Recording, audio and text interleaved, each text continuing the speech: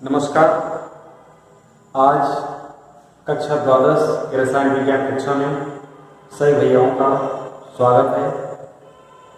आज हम लोग पी ब्लॉक चैप्टर का दूसरा ग्रुप, इसको 16 ग्रुप कहेंगे, इसके बारे में पढ़ेंगे।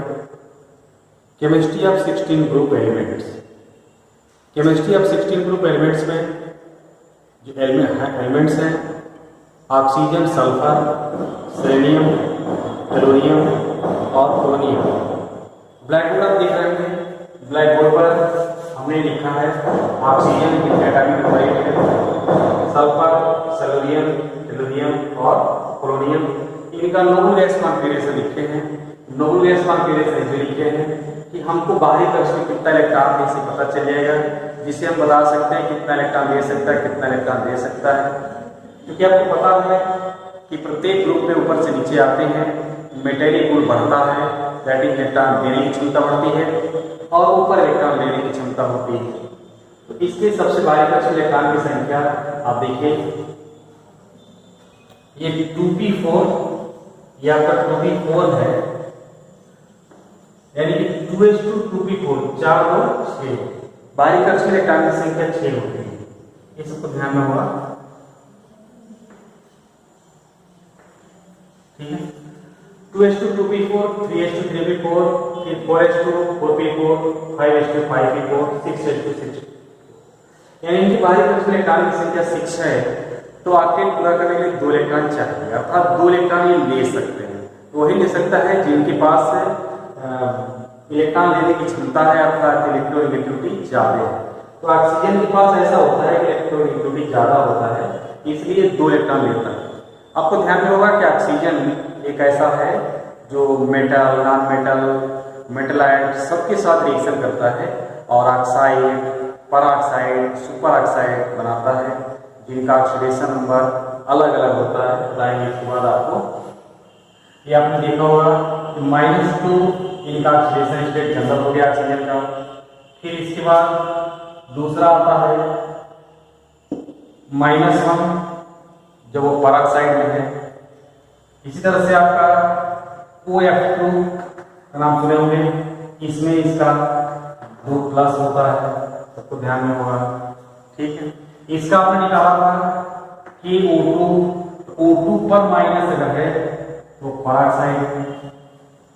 इस तरह से परऑक्साइड, सुपर ऑक्साइड और OF2 में O पर 2+ होता है, अर्थात ऑक्सीजन के पास इलेक्ट्रॉन लेने और केवल फ्लोरीन के साथ जुड़ता है, तो उस समय ऑक्सीडेशन स्टेट +2 और +1 शो करता है। इसमें आप देख सकते हैं ये कंपाउंड ये भी पाया जाता है O2F2, इसमें ऑक्सीजन पे +1 होता है, ठीक है। तो ऑक्सीजन से बहुत ज्यादा ऑक्सीडेशन स्टेट शो करता है। इसके बाद sulphur, selenium, tellurium, chromium. Sulphur आपको ध्यान होगा कि इनके पास d ऑर्बिटल्स है, अधिक से अधिक बॉन्ड बनाने की क्षमता होती है, लेकिन ऑक्सीजन के पास ऐसा नहीं है। ऑक्सीजन की इलेक्ट्रोनेगेटिविटी अधिक होने के कारण नॉन मेटेलिक कैरेक्टर हो जाता है और नॉन मेटेलिक कैरेक्टर होने के कारण ऑक्सीजन डबल बॉन्ड बनाता है। ऑक्सीजन डबल बॉन्ड बनाता है, लेकिन सल्फर ऐसा नहीं करता है।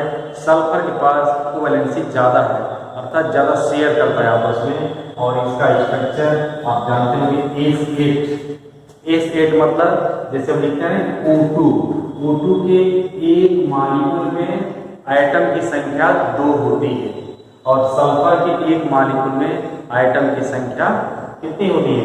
8 होती है। और वो पकड़ रिंग W की तरह से होते हैं आपके,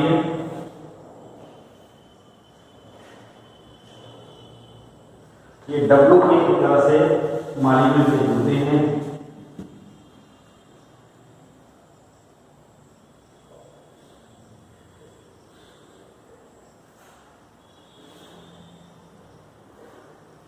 यानी 1 2 3 4 5 6 8 साइज दिखाई देगा आपका। तो इस तरह से आपका 3 ऊपर आप देख रहे हैं, इस तरह से अलग अलग आ जाएगा, W के आकार में मिलता है इसका, यानी एक प्रकार का ये क्राउन शेप में आता है, ये क्राउन शेप में आपको दिखाया जाता है, क्राउन शेप दिखा जाता है इसका।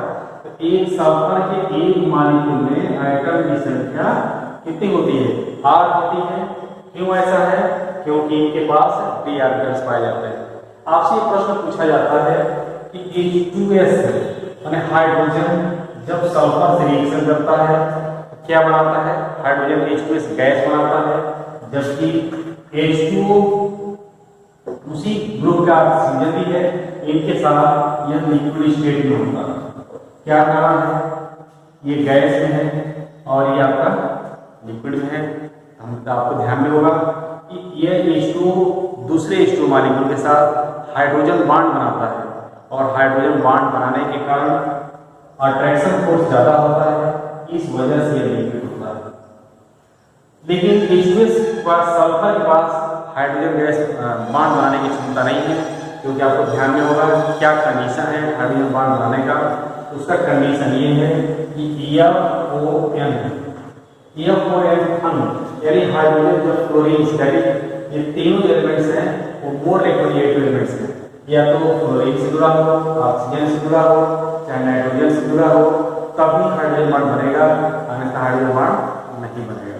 अब इस वजह से ये H2O लिक्विड स्टेट में होते हैं हाइड्रोजन बॉन्ड वगैरह, लेकिन सल्फर के पास हाइड्रोजन बॉन्ड बनाने की क्षमता नहीं होती है, इसलिए इनके मॉलिक्यूल्स फ्री होते हैं और ये गैस स्टेट में होते हैं। आपको ध्यान में भी होगा कि गैसों के ही मॉलिक्यूल्स फ्री होते हैं, बाकी कोई फ्री नहीं होता है, चाहे वह सॉलिड का हो चाहे लिक्विड का हो। ठीक है, तो इस तरह से आप देखें यहाँ पर कि जितने भी कंपाउंड्स आपके हैं बनाने की क्षमता, ये जितने भी ग्रुप है आपके, सबसे पहले बताते हैं आपको ऑकरेंस, ये कहाँ कहाँ पाए जाते हैं। तो ऑक्सीजन इस ग्रुप में सबसे अधिक पाया जाता है। उसके बाद 16वां स्थान पर सल्फर है और ये नीचे आपका दिया है सेलोरियम, टेलुरियम और पोलोनियम। यह मेटल के साथ इम्प्योरिटीज के रूप में उपस्थित रहता है। फिजिकल प्रॉपर्टी के क्रम में हम इतना कह सकते हैं, जैसे पहले सुने हैं आप, एटॉमिक और आयनिक रेडियस ऊपर से नीचे आते हैं तो इंक्रीज करता है। तो oxygen, sulphur, sodium, tellurium, polonium जैसे जैसे नीचे की तरफ आते जाएंगे वैसे वैसे एटॉमिक और आयनिक रेडियस बढ़ता जाएगा, जिसकी वजह से इलेक्ट्रोनेगेटिविटी भी घटेगा। आयनाइजेशन पोटेंशियल ऊपर से नीचे आएंगे घटेगा। लेकिन अगर हम तुलना करें इससे 16 ग्रुप का और 15 ग्रुप का, तो किस में ज्यादा होगा? तो आप देखिए 16 ग्रुप में लास्ट में 2p4 हो गया, 2p4 हो गया, और इसके बाद 15 ग्रुप में कल आपको दिखा रहे थे पिछले वीडियो में 2p3 हो गया। तो आपको ध्यान में होगा कोई भी ऑर्बिटल्स या तो हाफ फील्ड हो या फुल फील्ड हो तो ज्यादा स्टेबल होते हैं। तो p3 आ रहा था 15 ग्रुप एलिमेंट लास्ट में, आधा भरा हुआ कंप्लीट हो गया, अस्थायी हो गया। लेकिन इसमें T4 आ रहा है, तो चौथा इलेक्ट्रॉन क्या है? अधिक है, इसलिए एक इलेक्ट्रॉन देने की क्षमता इनके पास होती है। तो अब इस तरह से ये कहा जा सकता है कि 15 क्रम से अगर देखा जाए तो कहेंगे 15 का कम होना चाहिए, 16 का ज्यादा होना चाहिए। लेकिन यहाँ पर क्या है आपका, इससे 15 का ज्यादा है और 16 का कम है। क्यों? Due to presence of extra electron, due to presence of extra electron. ठीक है, अब इसके बाद आता है दूसरी बात कि electron gain enthalpy. Electron gain enthalpy किसी भी ग्रुप में ऊपर से नीचे आते हैं तो क्या होता है? घटता है, पीरियड में लेकर जाते हैं तो बढ़ता है। ये कॉन्सेप्ट आपको क्लियर है। दूसरा आता है इसमें कि सल्फर के अंदर एक नई यूनिक प्रॉपर्टी कह लीजिए कैटिनेशन शो करने की होती है। कैटिनेशन मतलब टेंडेंसी टू फॉर्म चेन। तो इनके अंदर एक आइडेंटिकल सिस्टम है कि यह एक क्या करते हैं, कैटिनेशन बनाता है, चेन बनाने की श्रृंखला होती है सल्फर के पास, लेकिन बाकी किसी के पास नहीं होती। दूसरा आता है इसमें कि सल्फर के अंदर एलोट्रॉपिक सिस्टम होती है, एलोट्रॉप्स बनाने की क्षमता होती है। सल्फर के 3 एलोट्रॉप्स होते हैं। कौन कौन से? तो सबसे पहले आपका आता है रॉम्बिक सल्फर, मोनोक्लिनिक सल्फर और प्लास्टिक सल्फर। ठीक है, दूसरा आता है इसमें एक एक करके अगर चर्चा किया गया फिजिकल केमिकल प्रॉपर्टी में, पहले कहा सकते हैं कि रिएक्टिविटी विद हाइड्रोजन, इसकी मैंने चर्चा किया आपको कि 16 ग्रुप के एलिमेंट्स जब आप रिएक्शन करते हैं हाइड्रोजन के साथ H2O, H2S, H2S6, H2P, H2PO। Polonium चूंकि रेडियो एक्टिव एलिमेंट्स हैं इसलिए हाइड्रोजन के साथ जल्दी रिएक्शन नहीं करता है, लेकिन बाकी रिएक्शन करते हैं। इसमें हमने एक प्रॉपर्टी बताया कि H2O लिक्विड होता है जबकि H2S आपका गैस स्टेट में होता है। क्यों ऐसा है? क्योंकि H2O के अंदर क्या फॉर्म करता है? हाइड्रोजन बॉन्ड बनाने की क्षमता है, जबकि H2S गैस के पास बॉन्ड बनाने की क्षमता नहीं है। क्यों नहीं है? क्योंकि ऑक्सीजन की इलेक्ट्रोनेगेटिविटी ज़्यादा होती है, और पहले से जानते भी हैं कि जब हाइड्रोजन मोर इलेक्ट्रोनेगेटिव एटम से जुड़ेगा तभी वह हाइड्रोजन बॉन्ड बनाएगा, अन्यथा नहीं बनाएगा। दूसरा और भी कई नेचर के हैं, जैसे मान लीजिए आपसे कहा जाए कि एसिडिक नेचर, तो एसिडिक कैरेक्टर जो होता है ऊपर से नीचे आते हैं तो बढ़ता है। क्यों बढ़ता है? Due to increase in size. अगर थर्मल स्टेबिलिटी देखा जाए तो सबसे ज़्यादा थर्मल स्टेबिलिटी वाटर की होती है, उससे कम H2S की होती है, उससे कम H2SC की होती है, उससे कम H2T की होती है, और सबसे कम आपका H2P। मैंने H2P तो खैर बनाता नहीं है, इसलिए उसकी कोई। दूसरा हमारा आता है कि ऑक्सीजन ही ऑक्सीजन, मान लीजिए ऑक्सीजन के साथ रिएक्शन, तो ऑक्सीजन से रिएक्शन करेगा तो कंपाउंड्स बनाएगा, आपने ओजोन का नाम सुना होगा। लेकिन सल्फर भी ऑक्सीजन के साथ रिएक्शन करता है। इनको एज ए होल चाल्कोजन बोलते हैं। इस ग्रुप को 16 ग्रुप को क्या बोलते हैं? चाल्कोजन बोलते हैं। चाल्कोजन मतलब चाल मींस होता है ओर, ओजन मींस जनरेटर मतलब फॉर्मेशन, जो ओर फॉर्म करता है। अभी आप एक चैप्टर पढ़े होंगे लेकिन ध्यान नहीं होगा, तो नहीं पढ़े होंगे तो निकाल दिया गया इस तरह से एलिमेंट और रेस्ट्रिक्शन, तो उसमें ओर्स आप पढ़ते हैं और कितने तरह के ओर्स होते हैं, तो ऑक्साइड ओर, सल्फाइड ओर और कार्बोनेट ओर ऐसे होता है। तो ये ओर फॉर्म करने वाले होते हैं, इसलिए इनको हम चाल्कोजन कहते हैं। दूसरा हमारा ये आता है कि ये जो ऑक्सीजन के साथ रिएक्शन करके सल्फर डाइऑक्साइड या सेलेनियम ऑक्साइड, सेलेनियम डाइऑक्साइड ये कंपाउंड्स बनाते हैं। जैसा कि हमने बताया आपको, ये जितने भी एलिमेंट्स हैं मुख्य रूप से अलग अलग देखा जाए तो ऑक्सीडेशन स्टेट ऑक्सीजन का अलग है। सल्फर, सेलेनियम, टेलुरियम और पोलोनियम, इनके अंदर +4 और +6 दो ऑक्सीडेशन स्टेट कॉमन आता है। +4 के मतलब केवल P पहले काम दे दिया और S की जगह दे दिया, तो ये हो गया +6। इस तरह से आपके +4 और +6 दो तरह के ऑक्सीडेशन स्टेट शो करते हैं। +6 की स्टेबिलिटी ऊपर से नीचे आते हैं तो घटता है, जबकि +4 की स्टेबिलिटी ऊपर से नीचे आते हैं तो बढ़ता है, due to inert air effect. Clear सबको? अब इसके बाद ये आता है कि रिएक्टिविटी विद हाइड्रोजन, अगर हाइड्रोजन के साथ रिएक्शन करते हैं EX4 या EX6 बनाता है। EX4 के मतलब क्या हुआ? EX4 में एक एलिमेंट के साथ 4 हाइड्रोजन, EX6 में एक एलिमेंट के साथ 6 हाइड्रोजन है। तो इस तरह से इस ऑक्सीडेशन स्टेट को फॉलो करते हुए +4 और +6, ये +4 और +6 जो लिखे हैं ऐसा नहीं कि एक दूसरे को डोनेट करते हैं, ये शेयर करते हैं, लेकिन हम लिखते हैं +4 और +6। आयनिक बॉन्ड नहीं है बल्कि क्या है? कोवेलेंट बॉन्ड है, कोवेलेंसी इनकी ज्यादा होती है। अब इसमें ये चीज आप जानकारी कर सकते हैं, ये बता देंगे आपको, जितने भी कंपाउंड्स हैं फ्लोरीन के, ये F2O और OF2 मैंने चर्चा किया था, ये चीजें आपको इसमें मिलेंगी। अलग अलग चर्चा करना है तो H2O, सल्फर सब oxide, sulphur monoxide, sulphur dioxide, तो आपके कोर्स से प्रिपरेशन निकाल दिया है, लेकिन रीजनिंग आप तैयार करेंगे कि बताइए H2 और H2S में किसकी थर्मल स्टेबिलिटी क्या होती है? ज़्यादा होती है। तो किसकी ज़्यादा होती है? H2O की होती है। और क्यों होती है? क्योंकि इसमें डबल बॉन्ड काम करता है, अर्थात covalent bond plus hydrogen bond, इस वजह से। इसके बाद सल्फर के अंदर SF6 और SF4 दोनों बनाने की टेंडेंसी होती है।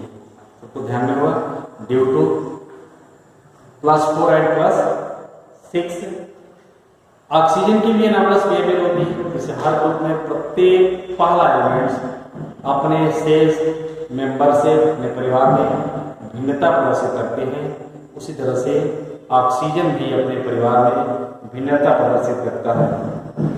इस वजह से कहा जाता है कि ऑक्सीजन भी एनामलस बिहेवियर शो करता है। जैसे एक छोटा सा उदाहरण है कि ऑक्सीजन डबल बॉन्ड ऑक्सीजन बना लिया है, लेकिन क्या सल्फर सल्फर में डबल बॉन्ड बनता है? तो नहीं। क्यों नहीं बनता है? क्योंकि इनकी इलेक्ट्रोनेगेटिविटी ऑक्सीजन से कम होती है और इनके पास डी ऑर्बिटल्स हैं, साइड ऑक्सीजन से बड़ी है, इस वजह से ऐसा नहीं होता। अब फिर एक पुस्तक में अगर देखेंगे तो प्रिपरेशन दिया हुआ है, तो प्रिपरेशन ऑक्सीजन का पढ़ना नहीं है क्योंकि उसमें कई प्रोसेस है, आपके निकाल दिए हैं। लेकिन आप तैयारी कंपटीशन भी अगर करते हैं तो आप कर सकते हैं इसमें कि how to prepare oxygen in the laboratory. तो पोटेशियम क्लोराइड को जब मैग्नीज डाइऑक्साइड की उपस्थिति में गर्म करते हैं तो हमको ऑक्सीजन गैस प्राप्त होता है। रिएक्शन भी आपको याद होगा, 2KClO3 = 2KCl+3O2।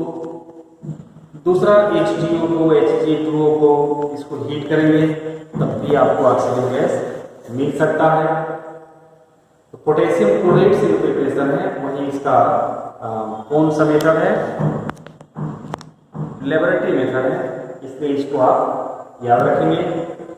अगर प्रॉपर्टी देखी जाए तो आप तो जानते हैं किसी भी चीज को जलाने के लिए ऑक्सीजन की आवश्यकता होती है। ऑक्सीजन की उपस्थिति में जलेगा तो मुश्किल होता है कोई चीज, लेकिन केमिस्ट्री में तो दोनों को लेते हैं, ऑक्सीजन की उपस्थिति में जलाना, ऑक्सीजन की अनुपस्थिति में जलाना, दोनों रिएक्शन होता है। प्रॉपर्टी तो नहीं पूछेगा हमारे समझ से, क्योंकि वो सिंपल भी आता है, किस तरह कलरलेस, ऑर्डरलेस, टेस्टलेस गैस होता है। केमिकल प्रॉपर्टी अगर पूछता है तो आपको याद है जनरल में कौन कौन से मेटल से रिएक्शन करता है, नॉन मेटल से रिएक्शन करता है। सोडियम से रिएक्शन करेगा तो सोडियम ऑक्साइड बनाएगा, कार्बन से रिएक्शन करेगा तो कार्बन डाइऑक्साइड, कार्बन मोनोऑक्साइड। ये रिएक्शन याद करने वाली चीज़ है पुस्तक से, या हम आपको नोट जो भेजे हैं उस नोट से बना करके उसको आप याद करेंगे। रीजनिंग क्वेश्चंस जो आते हैं उसको मैं बताऊंगा अभी। दूसरा आता है कि ऑक्सीजन किसी मेटल के साथ मिलकर के भी ऑक्साइड बनाता है, नॉन मेटल के साथ भी ऑक्साइड बनाता है।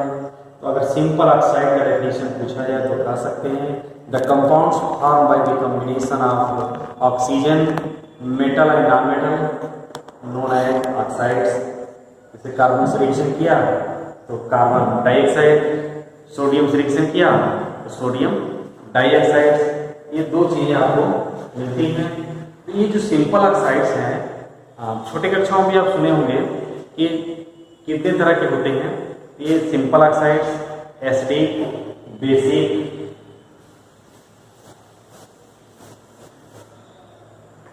Acidic oxide, basic oxide, amphoteric oxide,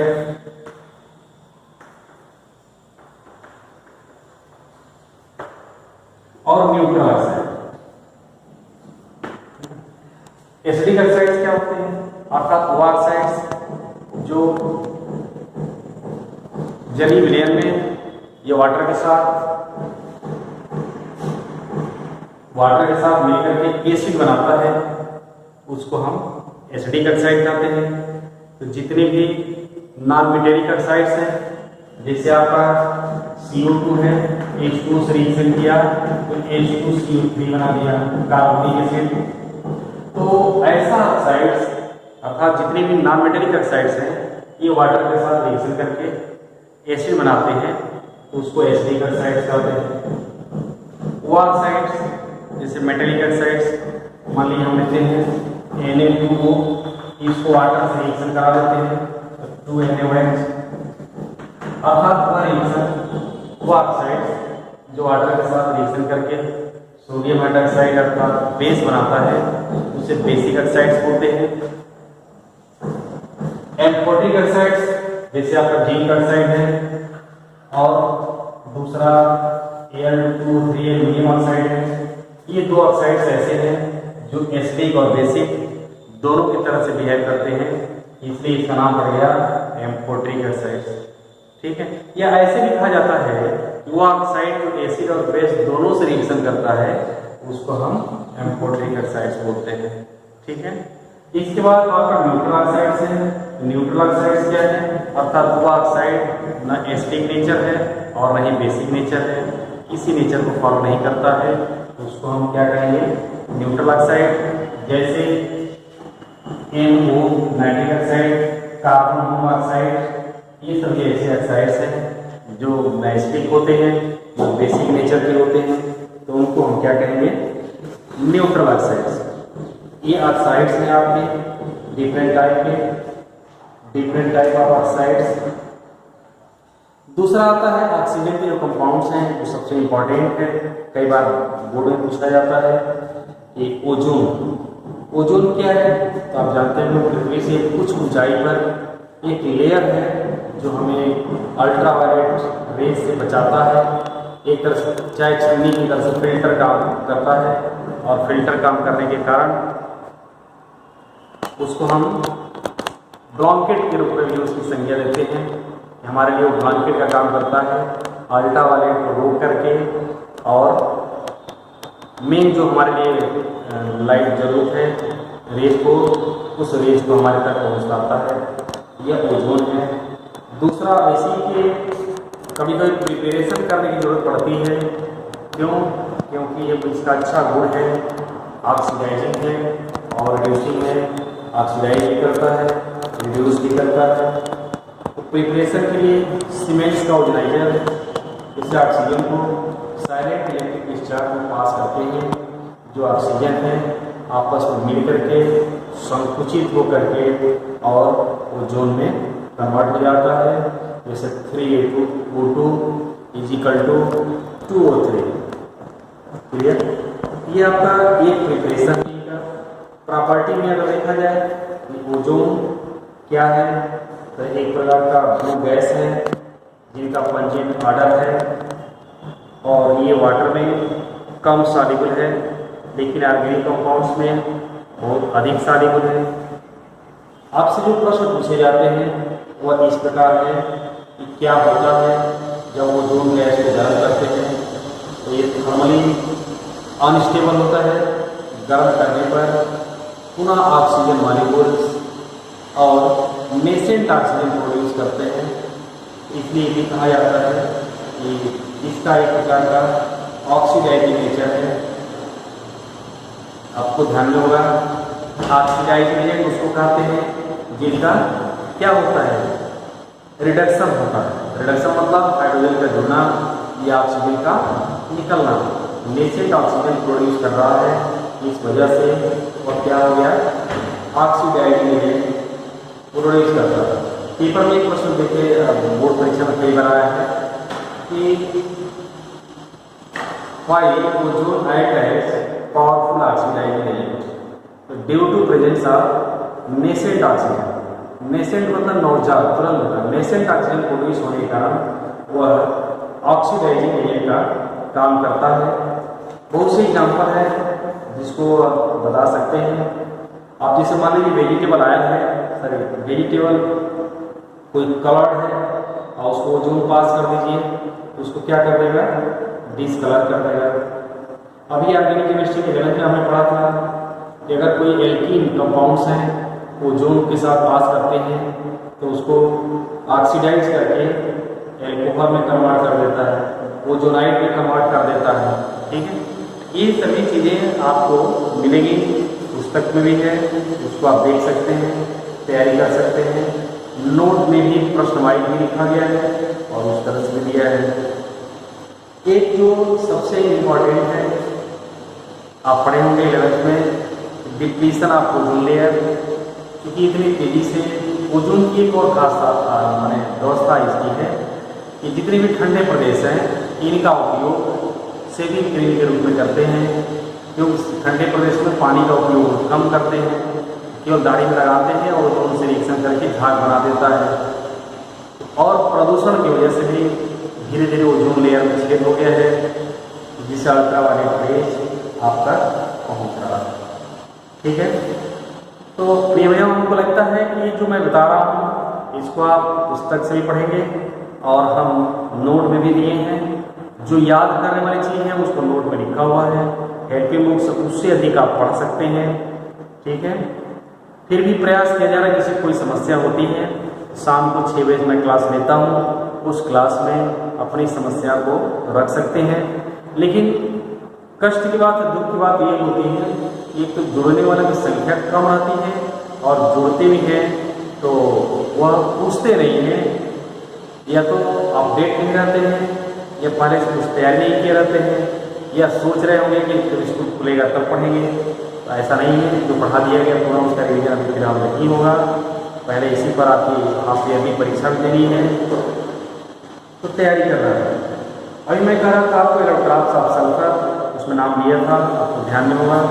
रामलिक sulphur, monoclinic sulphur, plastic sulphur, ये ऐसे सल्फर हैं जो जमीन के अंदर से खुदाई करके प्राप्त होते हैं। लेकिन सबका इसके सल्फर के मॉलिक्यूल में एटम की संख्या 8 होती है। लेकिन जब इनको हम गर्म करते हैं तो S8 टूट करके S2 और S6 में टूटता है। S2 जो है O2 का रिजेम्बलेंस होता है, O2 का मतलब अनुसरण करता है, जो काम O2 करता है, जैसे O2 पैरामैग्नेटिक है तो सल्फर भी पैरामैग्नेटिक हो जाता है। कब होता है?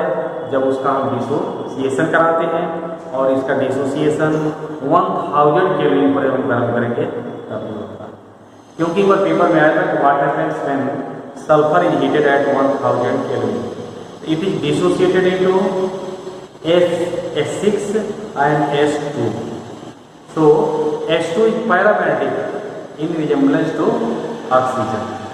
ठीक है, तो ये ध्यान में रखते हैं, इस तरह से तैयारी करते हैं तो बहुत अच्छा मार्क्स आएगा और आपका समय का उपयोग। ये तो आपकी खुशी की बात है कि कम से कम घर पर बैठ करके अपने से समय का नियोजन करके और बढ़िया से तैयारी कर सकते हैं। अब आता है इसका कि oxo acids of sulphur. Oxo acids मतलब अर्थात ऐसा एसिड जिसमें ऑक्सीजन हो, उसको हम कहते हैं ऑक्सो एसिड्स। तो सल्फर के ऑक्सो एसिड बहुत ज़्यादा है, सल्फ्यूरस है, सल्फ्यूरिक है, थायोसल्फ्यूरिक है, डाइसल्फ्यूरिक है, पॉलीसल्फ्यूरिक है। लेकिन उसमें से केवल एक को पढ़ना है आपको, सल्फ्यूरिक एसिड। सल्फ्यूरिक एसिड को कैसे हम प्रिपेयर करते हैं, तो एक कॉन्टैक्ट प्रोसेस है, बहुत ही इंपॉर्टेंट, उसको आप देख सकते हैं क्या है इस प्रोसेस में। तो आप कैसे तैयार करेंगे, सल्फर को ऑक्सीजन में जलाते हैं तो क्या बनता है, सल्फर डाइऑक्साइड बनेगा।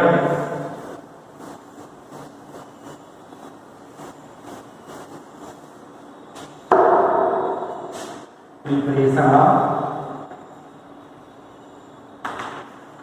H2SO4, सल्फर को ऑक्सीजन में जलाएंगे तो सल्फर डाइऑक्साइड बनेगा।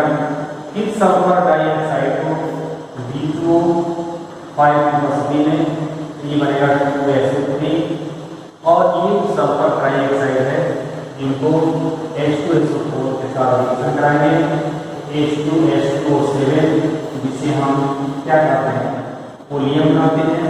और इस H2O7 को वाटर से रिएक्शन करा देंगे, ये बन जाएगा 2 मॉलिक्यूल H2SO। इस तरह से कॉन्टैक्ट प्रोसेस है, कई बार बोर्ड में आप देखेंगे आया हुआ है कि कॉन्टैक्ट प्रोसेस के द्वारा सल्फ्यूरिक एसिड कैसे प्रिपेयर करते हैं। तो सल्फर को ऑक्सीजन के साथ जलाएंगे तो सल्फर डाइऑक्साइड बनेगा, फिर उसको बेंजीन पेंटाऑक्साइड को पसीने में पुनः ऑक्सीडाइज करेंगे तो सल्फर ट्राइऑक्साइड बनेगा, और सल्फर ट्राइऑक्साइड को इम्प्योर सल्फ्यूरिक एसिड से रिएक्शन कराएंगे, ओलियम बनेगा, और ओलियम को वाटर के साथ जब हाइड्रोलाइसिस करेंगे तो हमको सल्फ्यूरिक एसिड मिल जाएगा। और इस सल्फ्यूरिक एसिड का तो आपको ध्यान में होगा, किंग ऑफ केमिकल्स भी कहते हैं। क्या कहते हैं? किंग ऑफ केमिकल्स कहते हैं। ठीक है, तो इस तरह से आप तैयारी कर सकते हैं। उसकी फिजिकल प्रॉपर्टी में आपको ध्यान में होगा कि विस्कस नेचर के होते हैं। लैब में हमारे जो केमिकल्स हैं उसका उपयोग हम करते हैं। एसिडिक नेचर में क्योंकि इनके अंदर ये क्षमता है इस प्रकार H+ जो H+ देता है वह एसिडिक होता है। तो कैसे H+ ये देते हैं आप देख सकते हैं। ये H2SO4 को आयनाइज करेंगे H+ और HSO4-। ये मैं आपको और पुनः जब ये H2- मिला है तो H+ और SO4 2- इसका इक्विलिब्रियम निकालेंगे K1, इसका निकालेंगे K2। अब K2 वेरी लेस है K1। बताइए ऐसा क्यों? क्योंकि इनका जो डिहाइड्रेशन होगा उसके कंसंट्रेशन से बहुत ज़्यादा रहेगा, इनका कंसंट्रेशन कम होगा। इस वजह से K2 जो है K1 से बहुत कम होता है। ठीक है, तो इस तरह से ये जो सल्फ्यूरिक एसिड है वो डिहाइड्रेटिंग एजेंट का भी काम करता है और किंग ऑफ केमिकल्स भी कहलाता है क्योंकि हर जगह उपयोग इसका करते हैं। पोटेशियम सल्फेट, फिर इस तरह से आपका जितने भी ये फर्टिलाइजर्स हैं वो सल्फ्यूरिक एसिड से बनते हैं। स्ट्रक्चर ऑफ सल्फ्यूरिक एसिड तो नहीं आता है फिर भी, लेकिन आप देख सकते हैं। अगर किसी को कोई समस्या है तो उसको आप पूछ सकते हैं। तो आज के लिए इतना ही, धन्यवाद।